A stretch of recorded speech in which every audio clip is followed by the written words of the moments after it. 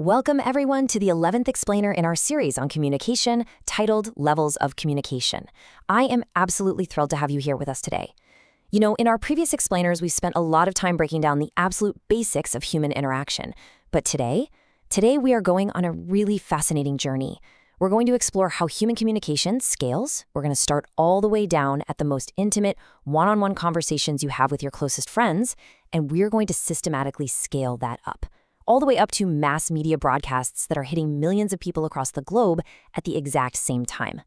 It's just a brilliant progression to watch, and understanding exactly how these levels shift, how they adapt, and how they change the rules of the game, well, that is absolutely crucial. It's the ultimate key to becoming a master communicator in literally any setting. Okay, let's dive right into this. Before we start looking at the different levels of scale, we really need to ground ourselves in what communication actually is at its core. Scholars Rogers and Kincaid have this great definition. They say communication is a process in which participants create and share information to reach mutual understanding. Now, I want you to really focus in on a few specific words there: create, share, and mutual understanding. You see, communication is not like, it's not like a hard drive just transferring a file to another hard drive. Actually, scratch that, it's nothing like a file transfer. It is a deeply human, deeply collaborative, and sometimes messy process. Whether you are whispering a secret to a friend or broadcasting a live news report to a nation, the ultimate goal across every single level we are going to discuss today is shared meaning. Because if that meaning isn't shared, the communication simply hasn't happened. It failed. So here is our roadmap for today's explainer. First, intro to communication levels. Second, interpersonal and group communication. Third, public and mass communication. Fourth, organizational communication processes. And finally, number 5, overlaps and communication barriers. We've got a lot of really good ground to cover today, so let's keep moving.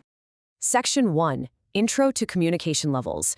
Let's start with the foundation and see how this all builds from the ground up. Every single time a message is sent, and it doesn't matter if it's to one person sitting across from you or a million people watching on a screen, it relies on these base communication models.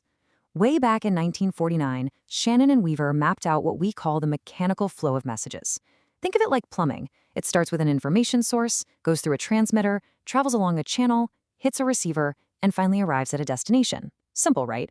They also introduced this absolutely critical concept called noise, which is basically anything that disrupts the message along its journey. It's a beautifully logical model. But human communication isn't just mechanical, is it?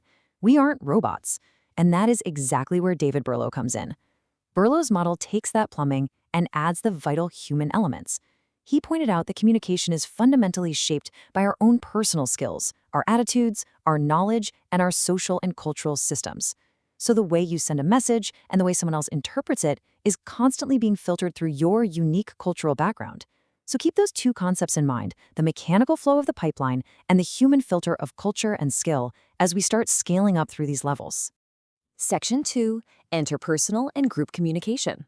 Let's zoom all the way in now and look at the absolute micro levels of our expanding circle. Interpersonal communication is the bedrock of human society. It's the foundation of everything else we're going to talk about. By definition, it's direct interaction between two or a small number of people who have some sort of personal connection. So think of a teacher guiding a struggling student, or a doctor diagnosing a patient, or just a late-night conversation with your absolute best friend. It happens face-to-face or through very direct channels like a quick phone call or a text. Now, the absolute superpower of interpersonal communication, it's immediate feedback. Because you're talking directly to someone, you get real-time data. If they look confused, you can instantly rephrase your point. You don't have to wait. It's incredibly emotionally rich, and it is the primary, number one way that we form, maintain, and repair our human relationships. And this brilliantly illustrates the hidden depth of these seemingly simple one-on-one interactions. Scholar Joseph DeVito explains that interpersonal communication always operates on two dimensions at the exact same time. You have the content dimension, and you have the relationship dimension. The content is just the literal dictionary definition of the information. But the relationship dimension, that's what the message says about the power dynamic and the feelings between the two people talking. Let's look at a super simple phrase. You are late. If your boss looks at her watch and says, "You are late," with a really stern, icy voice, that's a formal warning, right? You're in trouble. But if your best friend says, "You are late," with a big laugh as you finally sit down for coffee, it's a joke. It's a sign of affection. The literal content is exactly the same, word for word, but the relationship dimension completely rewrites the shared meaning. So, what happens when we add a few more people to the mix? We scale up to group communication. This is typically 3 or more people who are working together toward a shared purpose. Now, this makes communication a lot richer because you have more minds involved. But man, it gets infinitely more complex. As scholar Owen Harji notes, to be effective at this level, your communication has to be goal-directed and socially appropriate, which means you're relying heavily on empathy and active listening. But the real game changer here, according to Beebe and Masterson, is interdependence. When you're in a group, you depend on the other members and they depend on you. You can't just operate in a silo anymore. Suddenly you have to manage role distribution. Who is the leader? Who is the devil's advocate? Who is the cheerleader keeping morale up? And because you have different people with different ideas, you inevitably face conflict. It's guaranteed. But remember, constructive conflict management can actually be a great thing. It improves the group's ideas if it's handled with respect. A positive group climate builds trust and innovation, while a negative one just breeds fear and dead silence. Section 3, Public and Mass Communication. All right, let's shift our focus outward to the macro levels. We're leaving the back and forth dialogue behind. We start this macro journey with public communication. This is where one person addresses a much larger audience. We're talking about a university lecture, a political campaign address, or a ceremonial speech like a wedding toast. Now, unlike a casual chat with your buddy, public speaking is highly structured. Stephen Lucas outlines 5 core requirements for this. You absolutely need a clear purpose. You need audience adaptation, solid supporting material, tight organization, and, of course, a confident delivery. So the crucial point I want to highlight here is audience adaptation. You simply cannot speak to a room full of esteemed university professors the exact same way you would speak to a classroom of energetic 5th graders. It just won't work. Now, as a public speaker, you have immense control over the message itself, but your feedback is severely limited. You're mostly just getting nonverbal cues, maybe some applause, maybe a sea of confused stares, or worse, dead silence. Because of that, you have to completely tailor your language and your evidence directly to your specific audience's needs long before you ever step foot on that stage. And that brings us to the largest scale of all, mass communication. This is the process of transmitting messages to large, diverse, and widely dispersed audiences, and it requires using media technologies to make it happen. So we are talking about television networks, daily newspapers, global streaming services, massive podcasts, and of course, social media platforms. The sheer raw power of mass communication is just staggering.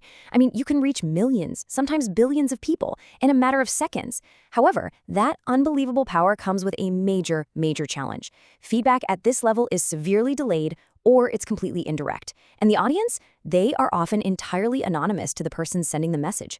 In a lot of ways, you are just broadcasting out into the void, crossing your fingers and hoping the message lands the way you intended. Because it reaches so many people so quickly, mass communication literally shapes the society we live in. It's the water we swim in. Scholar Dennis McQuail outlines 5 major social functions of mass media. First, it provides information, telling us about global events and breaking news. Second, it provides correlation, which basically helps explain complex issues and how different events connect to one another. Third, it provides continuity. This is how we preserve our culture and our values across generations. Fourth, of course, is entertainment. We all love a good movie or show. But fifth, and incredibly importantly, it provides mobilization. Think about a sudden national crisis like a natural disaster or a public health emergency. Mass media is the primary tool used to mobilize millions of citizens to take immediate action, to stay safe, or to rally together for a common cause. It's a hugely powerful mechanism.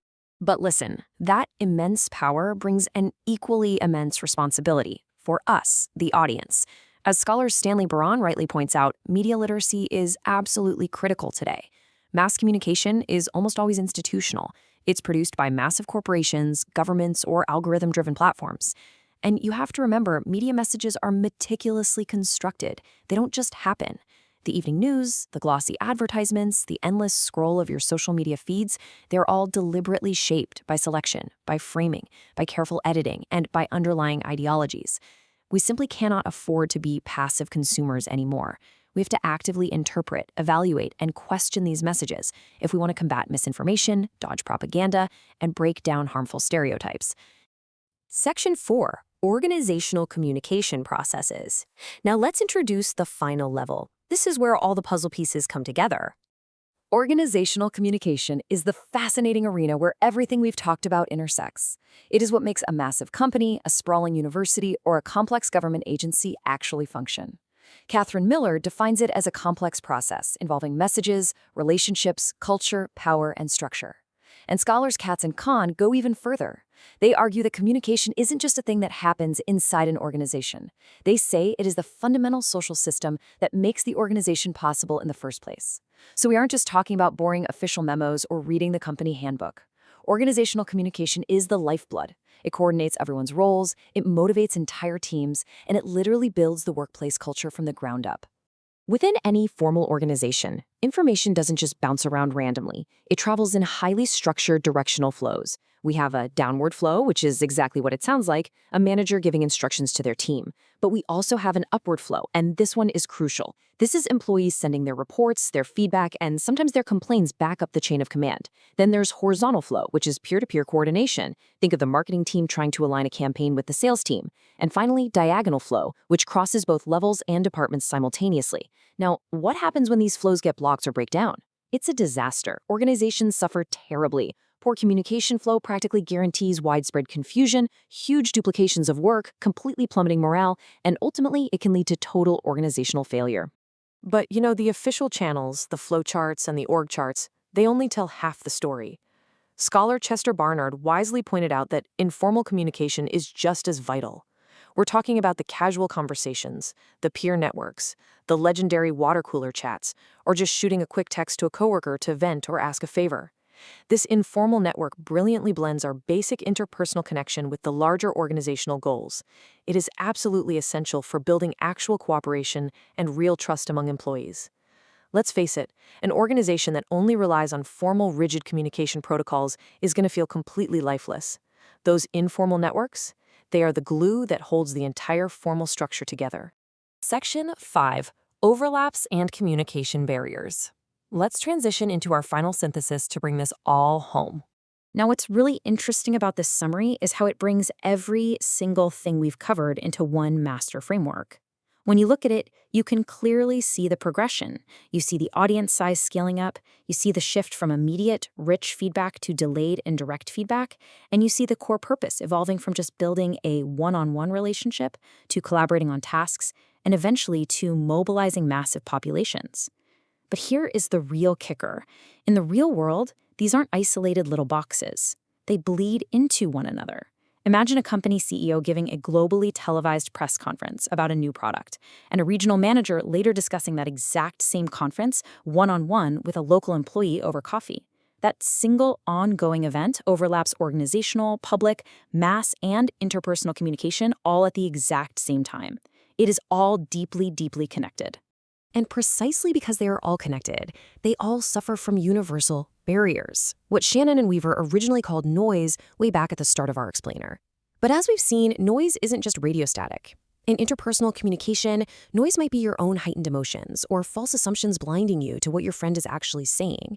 In group communication, noise is a dominating personality taking over the room or just totally unclear goals. In public speaking, the barrier is often the speaker's own anxiety or an audience that is just completely disinterested. In mass communication, the noise scales up to institutional media bias and gatekeeping, and in organizational communication, the barriers are those rigid and flexible hierarchies and massive information overload. At every single level of human interaction, physical, psychological, and cultural barriers are constantly threatening to derail our mutual understanding. Which brings us to the ultimate question I want to leave you with today. How will you master these 5 levels to empower your voice and navigate today's incredibly complex communication landscape? Because the truth is, whether you are trying to resolve a conflict with a close friend, leading a high-stakes project team, giving a toast at a wedding, critically consuming the daily news, or just trying to survive workplace politics, you are actively participating in these vital processes every single day. Your personal ability to adapt your message across all these shifting levels is exactly what defines your success. I want to thank you so much for joining me for this explainer. If you found this breakdown valuable today, please take a quick moment to like this explainer, leave a comment below with your own thoughts and experiences, share this with someone who loves learning, and make absolutely sure you subscribe to the channel so you never miss our future deep dives. Keep learning, keep communicating clearly, and I will see you in the next one.